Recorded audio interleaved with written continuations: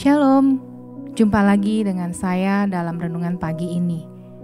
Mari kita berdoa. Tuhan Yesus, pagi ini kami bersyukur Tuhan, kami boleh mendengarkan renungan kembali, kami boleh membuka hati kami mau terima impartasi yang daripada Engkau. Biarlah kuasai hamba-Mu ini, biarlah segala sesuatunya keluar daripada Engkau saja. Terima kasih Yesus, haleluya, amin. Judul renungan saya pagi ini adalah Tuhan kita satu. Kamu sebagai suami, saya sebagai istri adalah satu. Ayatnya saya ambil dalam Matius 19 ayat 6. Demikianlah mereka bukan lagi dua, melainkan satu. Karena itu, apa yang telah dipersatukan Allah tidak boleh diceraikan oleh manusia. Saudara, ada satu cerita yang saya baca. Kita ketika pacaran nih ya, kita pacaran kan kita jadi lekat gitu sama pasangan kita. Terus kita ambil komitmen untuk menikah. Ketika kita menikah, kita menjadi satu. Ketika kita menjadi satu, kita dikaruniain anak sama Tuhan. Nah, biasanya ketika kita sudah punya anak, si istri akan sibuk dengan anaknya, ya kan, karena ibu gitu kan, ibu yang merawat anak udah pasti totalitasnya 90-90% pasti pegang anak. Suami kalau pergi mungkin bawa gebolannya gitu kan, misalnya tasnya, perlengkapannya gitu. Nah, ketika anaknya sudah mulai bisa jalan, ya kan, udah pasti nih karena kita sayang anak itu akan ada di posisi di mana? Pasti anak itu akan berdiri di tengah suami istri, tengahnya anak gitu kan. Nah, ketika anak itu udah mulai mungkin usia 4 tahun, punya anak lagi, punya adik dong ya kan. Mengulang lagi kejadian yang sama. Dan si ibu udah pastikan jadi makin kebagi lagi nih gitu. Mengulang lagi, si kakaknya mungkin udah makin besar, si adiknya udah mulai mau berjalan. Posisinya juga sama, si anak di tengah, orang tuanya di kanan kiri. Semakin jauh hubungan suami istri itu karena anak.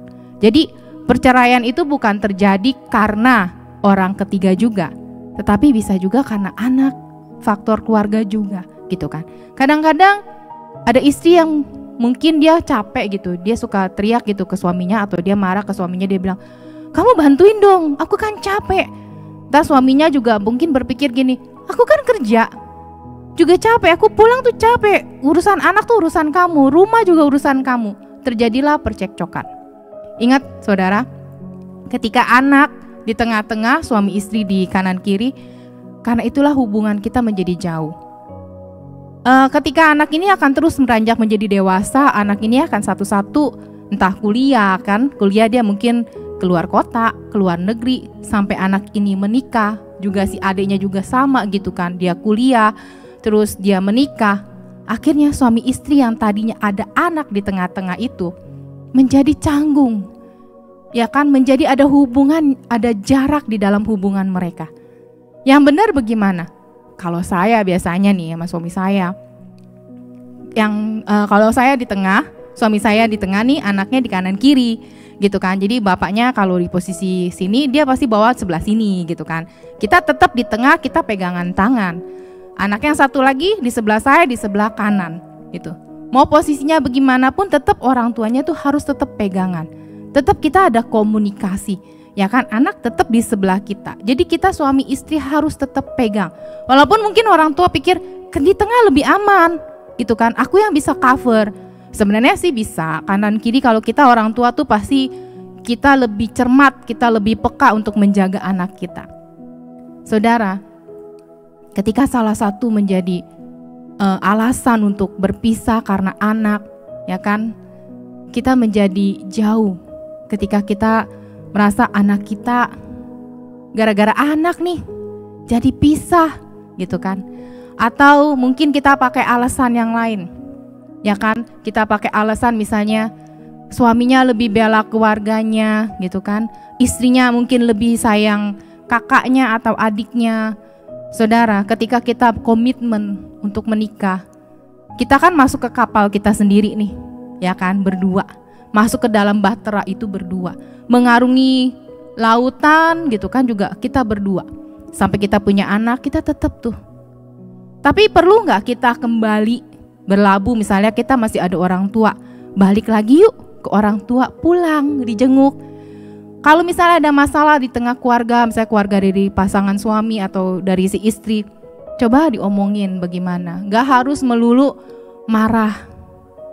Kasih storge itu kasih antar keluarga, ya kan? Kalau saya jujur, karena saya keluarganya sekarang jadi sendiri-sendiri gitu kan. Saya dari kecil udah gak ada orang tua gitu. Terus jadi saya lebih sayang ke mama mertua saya gitu. Orang tua tuh tinggal satu-satunya ya mamanya si suami saya gitu. Jadi kalau ada apa-apa saya juga udah bilang, udah sono gitu kan. Tuh ajak yuk mama pergi keluar yuk gitu. Jadi kita tuh ada rutinitas ajak mama selalu keluar gitu. Seminggu sekali gitu kan. Kita pokoknya selalu ajak dia keluar. Even sekalipun mungkin yang namanya orang tua suka marah gitu, misalnya suka ngoceh gitu, makan jangan yang mahal-mahal, sayang duit gitu. Saya suka bercandain, tenang mah, kita udah banyak duit, saya bilang gitu. Iman, kita mempertahankan iman. Buat saya orang tua kita harus bahagiakan terlebih dahulu. Buat saya orang tua itu di atas segala-galanya. Balik lagi, ingat kita pasangan suami istri, jangan karena anak kita menjadi ribut, jangan karena anak kita menjadikan alasan untuk berpisah. Mari kita berdoa. Tuhan Yesus, terima kasih untuk pagi ini. Begitu banyak renungan mengenai kasih storge-Mu Tuhan. Kami percaya Tuhan ada maksud-Mu, ada perkataan-Mu yang ingin Kau sampaikan kepada setiap jemaat dan pengerja-Mu. Pagi ini Yesus, siapapun yang mendengar, hati-hati yang terbuka, taburkan itu Tuhan dan tumbuh menjadi subur di dalam setiap hati tersebut ya Tuhan. Berkati mereka, tutup bungkus mereka, jauhkan dari segala kata-kata perceraian Tuhan. Terima kasih Yesus, kami serahkan pagi ini dan seterusnya ke dalam tangan-Mu. Haleluya, amin. Terima kasih, Tuhan Yesus memberkati.